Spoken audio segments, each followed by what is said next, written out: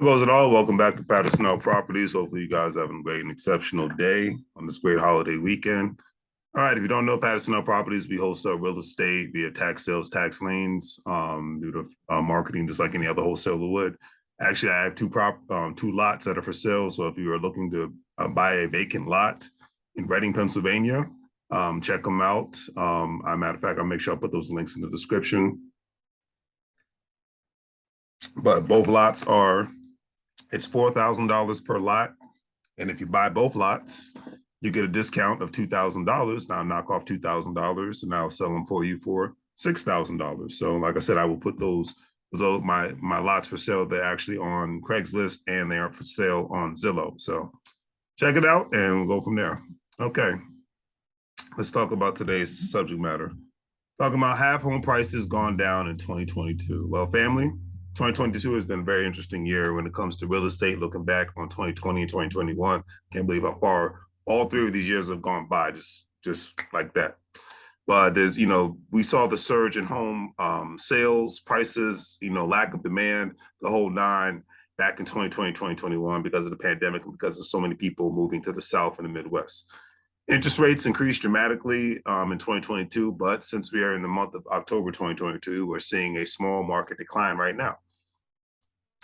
According to the article that I read today, the median home price has jumped every month this year, reaching a record high of $413,000 as of June of 2022, before falling to $389,000 in August.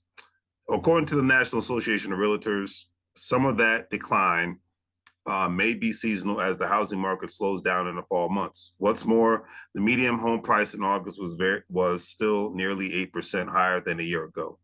These higher housing costs have taken a toll on home shoppers as mortgage applications remain at their lowest level in 22 years, according to the Mortgage Bankers Association. And most buyers/investors realize that depending on the market, the fall and winter months can be the slowest months for home sellers. The best real estate deals that I encourage,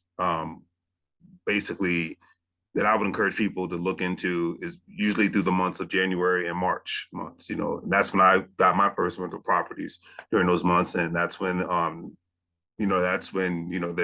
demand for houses is basically often not happening as it does in spring and summertime.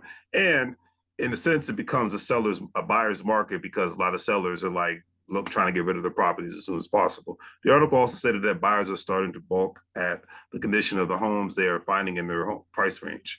Sellers have had the upper hand for the past 2 years, and buyers have to accept basically anything thrown their way back, like I said, back in 2020, 2021 specifically. Now buyers feel the repairs they want are warranted because of today's housing market. This disconnect is just one factor keeping a lid on sales activity.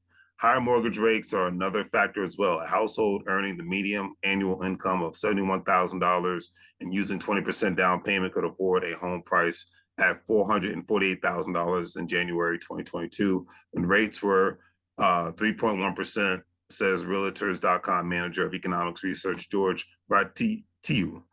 In contrast, at a 7% mortgage rate, the same household can only buy a $341,000 home.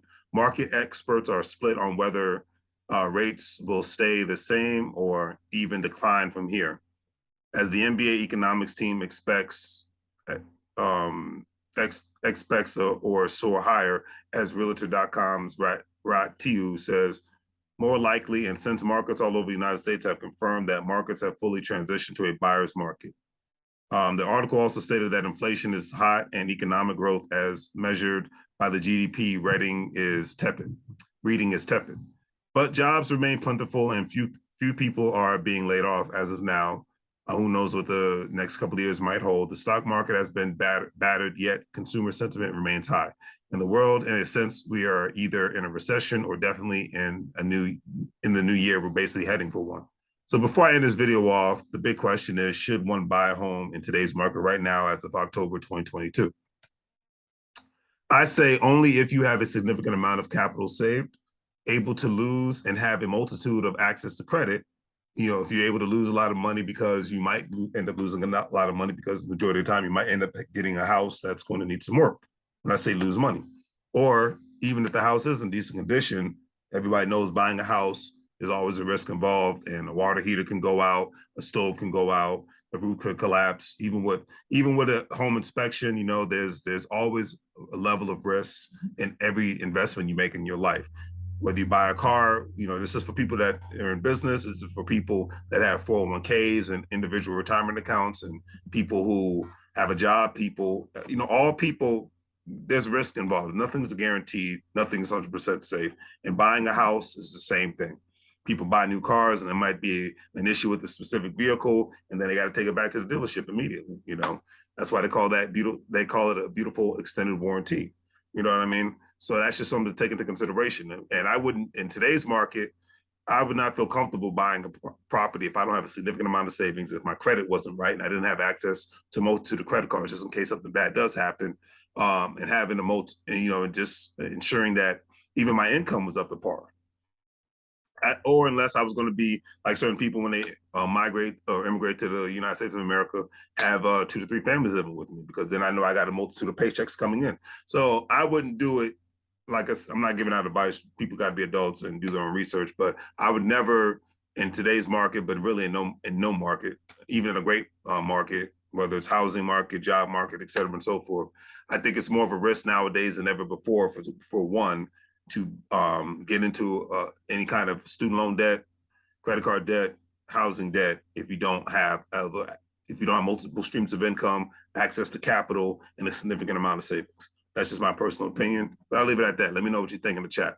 Everybody is entitled to their opinion. I'll leave it at that. But if your money's not right, your credit's not right, and your savings are not right, and I would not advise anyone to do anything in regards to buying a house in today's market or tomorrow's market. And I'll just leave it at that. All right. So on that note, do the great thing for things like, share, and subscribe. Have a great day. If you're a stock market investor, crypto investor, individual retirement account investor, do not forget to check out WEBULL, Stash, Acorns, Crypto.com. All those links are in the description. And when you sign up for those platforms, you'll be able to make some money with WEBULL. You'll be able to get free stocks all at the same time. So as I always say, make money moves, or you're going to live like a fool. Take care, family.